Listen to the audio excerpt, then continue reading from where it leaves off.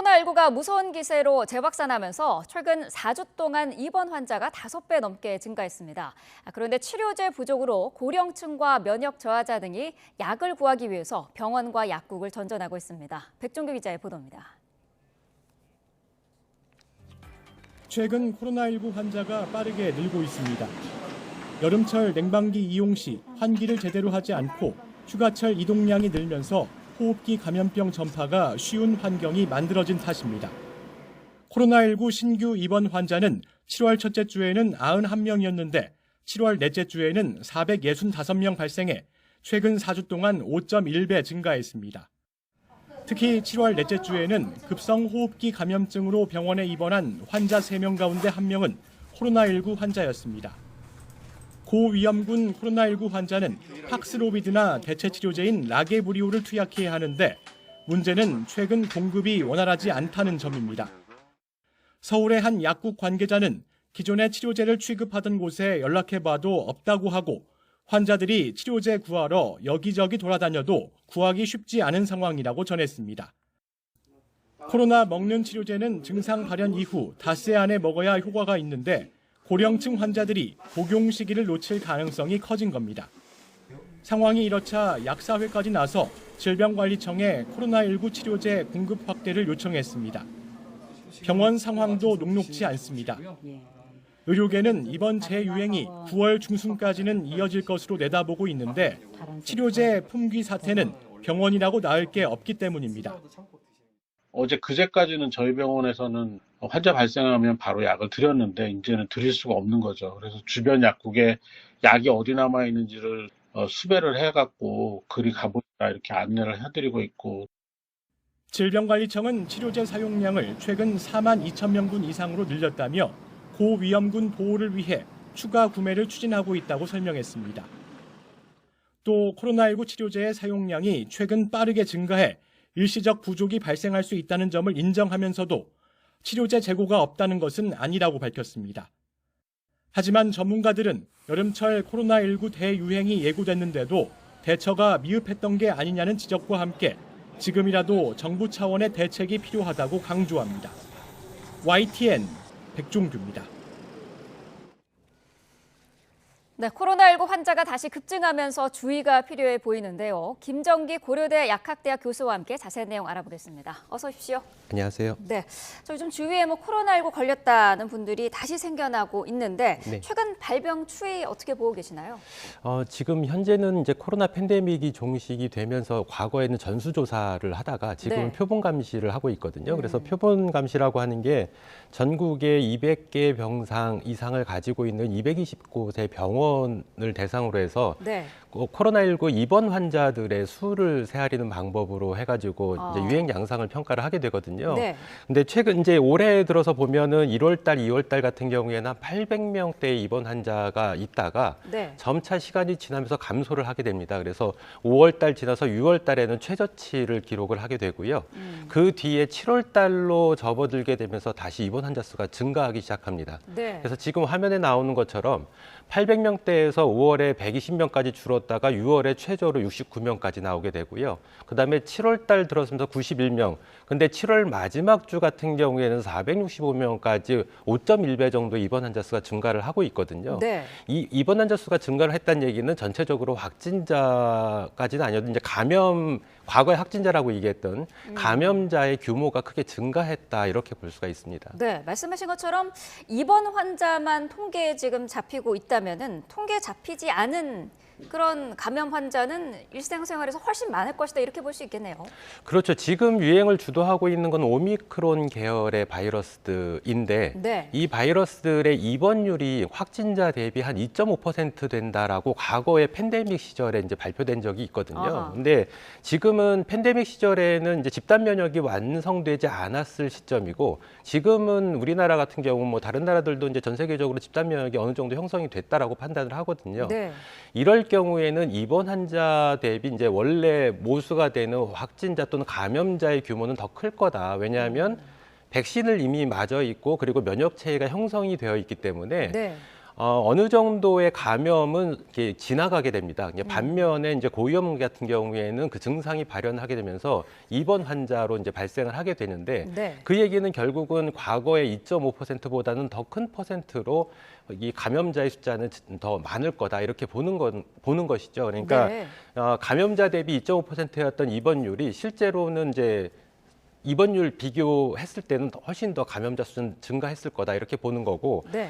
기존의 2.5%로 계산을 하더라도 현재 7월 말 기준으로 한 500명 가까운 입원 환자 수가 있거든요. 네. 다시 환산을 하게 되면 적어도 2만 명 규모고 앞서 말씀드린 것처럼 실제로 집단면이 형성됐을 때에는 감염자는 더 클 수 있다. 그래서 수만 명 규모의 유행이 지금 진행이 되고 있다. 이렇게 판단을 해도 무방하지 않을까 이렇게 생각을 하고 있습니다. 네, 과거 팬데믹 때도 보면은 겨울보다는 여름이 조금 전파력이 낮다 이런 얘기가 있었는데 지금 굉장히 한여름 무더위 속인데 이렇게 코로나 환자가 증가하는 이유는 어디 있을까요?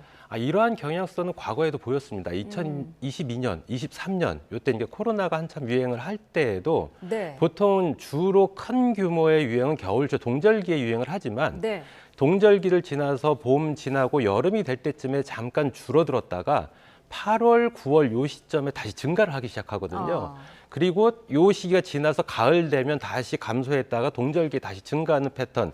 이런 패턴들이 과거 2, 3년 동안 루틴이 되어 왔거든요. 그래서 2024년, 그러니까 올해에도 같은 패턴으로 코로나19 유행 양상이 진행이 된다 이렇게 보셔도 될 것 같습니다. 네. 자, 지금 뭐 호흡기 환자 4명 중에 1명은 코로나 환자일 가능성이 있다라는 분석도 있는데 사실 뭐 여름 감기도 있고요. 냉방병도 요즘 걸리는 사람이 많기 때문에 코로나와 구별하는 게 쉽지는 않을 것 같아요. 냉방병도 감기 유사 증상을 보이게 되거든요. 네. 그래서 이 냉방병하고 코로나19를 구별하기는 상당히 어렵습니다. 그래서 냉방병이라고 하는 게 이제 크게 보면 세 가지 유형인데 네. 실내외 온도차가 과도하게 클 때 발생을 할 수가 있고요. 그거는 우리 이제 인체가 온도에 수능을 하게 되는데 네. 이 과정에 문제가 생기게 됩니다. 급격한 온도 변화가 있게 되면. 그래서 이런 것들이 인체에 영향을 주게 되면서 호흡기 유사 증상, 그러니까 감기 유사 증상을 보이게 되는 사례가 있고 네. 또 하나는 레지오넬라라고 하는 세균 감염에 의해서도 발생을 하거든요.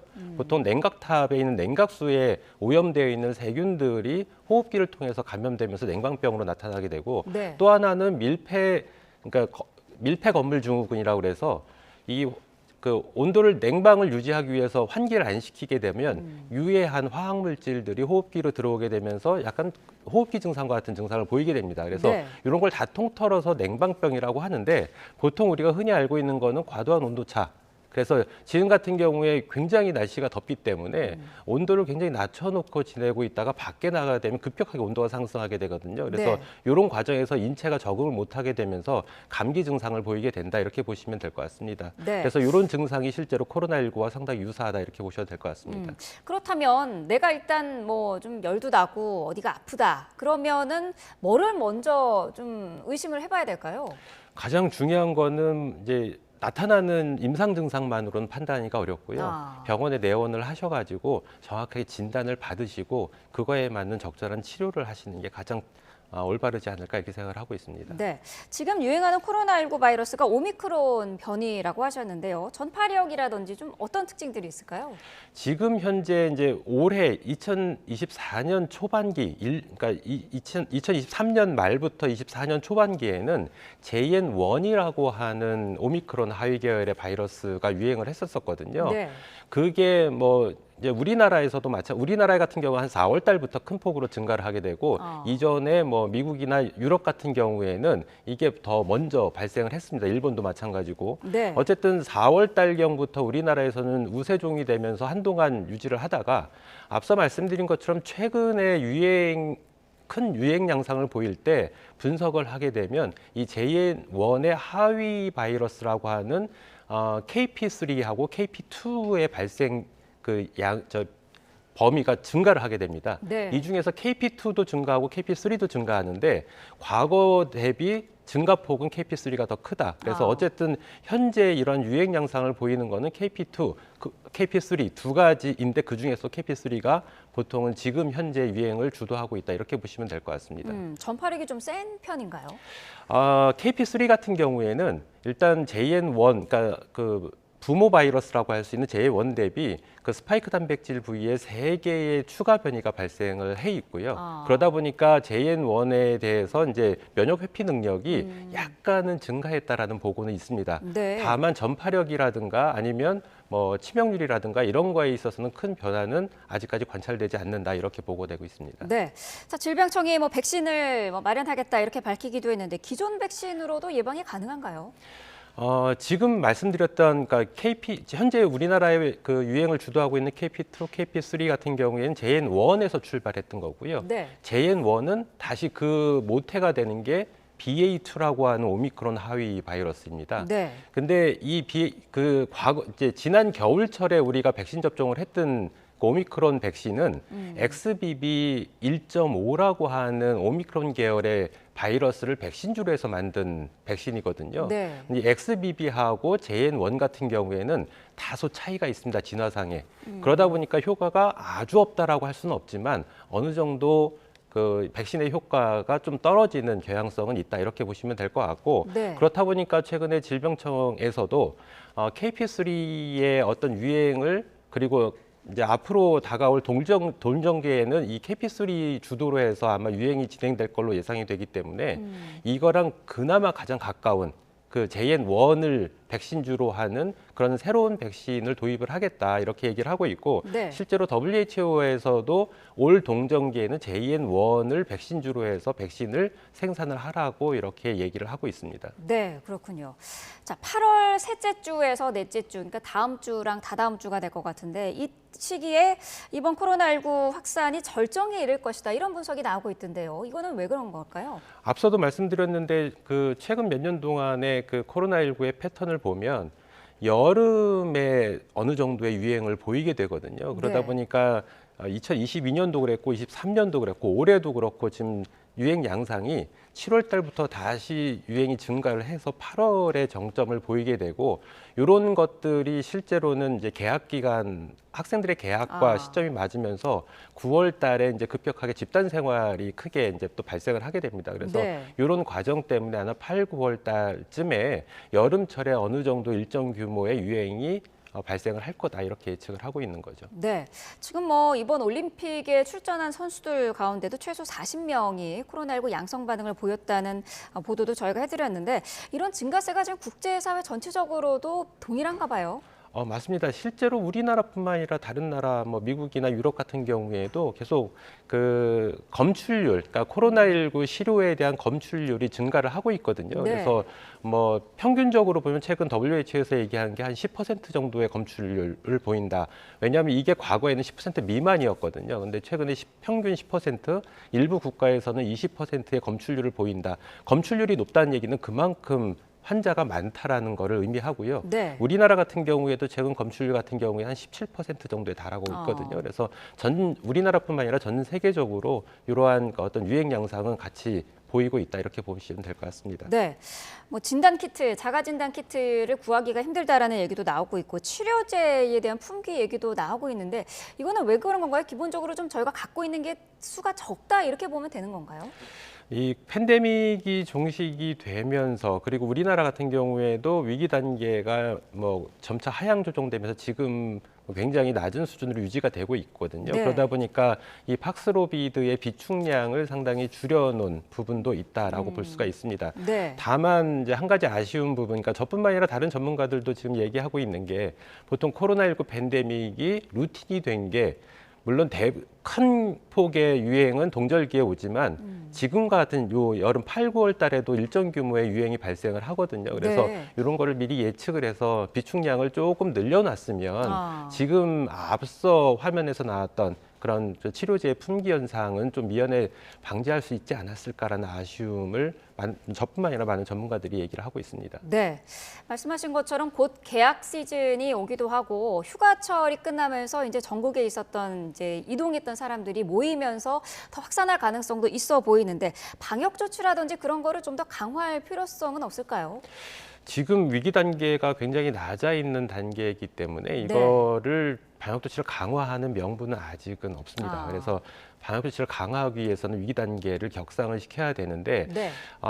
지금 이제 일상으로 돌아온 지 꽤 오래됐거든요. 그리고 보면은 건강한 사람들 같은 경우에는 큰 문제가 없습니다. 다만 문제가 되는 부분이 65세 이상의 고령층, 소위 얘기하는 고위험군이 문제가 되고 있습니다. 그래서 네. 이 고위험군에 대한 어떤 방역 조치의 권고나 이런 것들을 수시로 주의를 시키시는 게 더 맞는 방법이 지금 단계에 전 국민적으로 방역 조치를 강화하는 거는 다소 무리가 있지 않을까라는 생각을 가지고 있습니다. 네, 개인적으로 좀 주의를 많이 해야겠군요. 네네. 네. 자, 지금 코로나 중환자들 같은 경우에는 치료할 수 있는 방법 중 하나가 이제 음압병동 그게 이제 있는데 지금 사실 의정 갈등이 심한 상태여서 상급 종합병원에는 인력난이 심각한데요. 만약에 이런 코로나의 그 과거 같은 대유행 이런 상황이 온다면은 병원에서도 굉장히 부담이 클 것 같아요. 과거와 같은 대유행, 그러니까 병상 부족 문제, 그러니까 지금 의정 갈등을 배제하고 나서 차치하고 네. 과거와 같은 그런 병상 부족 문제까지 발생할 정도로 큰 폭의 유행은 기대하기는 조금 예측하기는 좀 어렵지 않나 이런 생각을 가지고 있습니다. 네. 근데 문제는 말씀하신 것처럼 요즘에 의정 갈등이 있다 보니까 뭐 전공의들 이제 숫자도 굉장히 부족하고 네. 그러다 보니까 입원할 수 있는 입원실도 상당히 제한적일 수가 있거든요. 근데 이런 것들이 입원 환자가 늘어나는 것과 맞물리게 되면 네. 똑같은 유사한 효과, 과거에 코로나19가 굉장히 많이 확산을 하게 되면서 병상이 부족했던 것과 유사한 어떤 결과를 초래할 수도 있지 않을까 이런 생각을 가지고 있습니다. 네. 자, 또 짚어볼 부분이 백일해 그리고 마이코플라즈마 폐렴균 감염증 이것도 지금 코로나19와 함께 동시에 유행 중인데 어떤 질병이고요? 증상은 어떤 게 있습니까? 백일해와 마이코플라즈마 폐렴증 같은 경우에는 공이 세균에 의한 호흡기 감염증입니다. 그래서 네. 백일해 같은 경우에는 통상적으로 볼 때 지금 시즌에 원래 유행을 합니다. 그러니까 여름에서 가을로 넘어가는 시기에. 네. 그래서 요즘 유행하는 게 어떻게 보면 시기적으로는 뭐 크게 이상할 거는 없는데 네. 중요한 점은 이 부분이 과거에 2018년부터 2024년까지 통계를 보면 이게 크게 유행을 하지 않았었습니다. 2018년부터 23년까지는. 네. 근데 유독히 지금 24년에 요 시점에 크게 유행을 하고 있는 부분이 있는 거고요.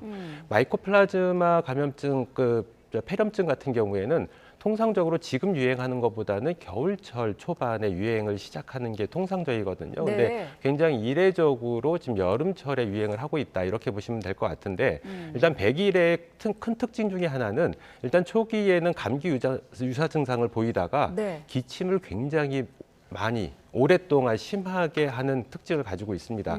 그래서 이름이 백일 동안 기침을 한다고 그래서 백일해고요. 네. 짧게는 뭐 한 달 정도에서 길게는 한 4개월 정도까지 계속 기침을 아이고. 하다 보니까 네. 기침이 너무 심해서 이 갈비뼈가 골절될 정도로 심하게 하는 경우도 있고 네. 상당히 이제 우려스러운 어떤 세균성 감염증 중에 하나다 이렇게 보시면 될 것 같고요. 네. 마이코플라즈마 폐렴증은 말 그대로 폐렴을 유발하는 그 일종의 세균성 감기다라고 보시면 될 것 같습니다. 그래서 여러 가지 증상이 독감과 상당히 유사한데 독감보다는 그 발생 기간이 굉장히 길게 유지가 되는 그런 특징을 가지고 있습니다. 그럼 이 두 가지는 백신이라든지 치료약은 나와 있습니까? 백일에는 백신이 있습니다. 네. 그래서 뭐 간혹가다가 이제 광고에도 이제 백일에 백신을 접종하라고 이렇게 광고가 나오기도 하는데 백일에는 백신이 있고요. 마이코플라즈마 폐렴증은 백신이 없습니다. 네. 한 가지 다행스러운 건 둘 다 세균성 감염증이다 보니까 항생제를 사용을 하게 되는데 보통 호흡기 감염증에 사용되는 에지스로마이신이라고 하는 항생제를 통상적으로 많이 사용을 하게 됩니다. 네, 그렇군요. 자, 끝으로요. 올여름 뭐 호흡기 그 감염증이 계속해서 증상 발현이 되고 있는데 환기도 좀 중요할 것 같고요. 좀 너무 더워가지고 그 실내에서 에어컨만 켜고 있는 분들도 많거든요. 좀 주의해야 될 점들이 있을 것 같아요. 어떤 게 있을까요? 일단 지금 계속 꽤 오랫동안 더위가 지속이 되고 앞으로도 이제 광복절 이후에까지도 계속 더위가 지속이 될 거다라는 얘기가 있는데 네. 앞서 말씀드린 것처럼 이게 날씨가 덥다 보니까 실내 온도를 굉장히 낮게 하고 네. 이러한 실내외 온도 차가 냉방병을 유발할 수가 있고요. 역시 마찬가지로 다른 뭐 바이러스성 또는 세균성 감염증이 동반돼서 합병증 형태로 나타날 수도 있거든요. 그래서 네. 온도를 지나치게 이제 낮춰놓는 그리고 실내의 온도차가 지나치게 큰 이런 상황을 피하시는 게 좋을 것 같고 네. 또 하나는 앞서 말씀드린 것처럼 밀폐 건물 증후군이라고 해서 환기를 안 시키게 되면 화학물질들에 의한 어떤 감기 증상을 보일 수가 있거든요. 그래서 이런 뭐 환기를 잘 시키고 지나친 온도 차이를 조금 이제 막는 그런 방법들이 아마 여름철 건강을 관리를 하시는 하나의 방법이 아닐까 이렇게 생각을 하고 있습니다. 네, 알겠습니다. 김정기 고려대 약학대학 교수와 함께 자세한 내용 알아봤습니다. 오늘 말씀 감사합니다. 감사합니다.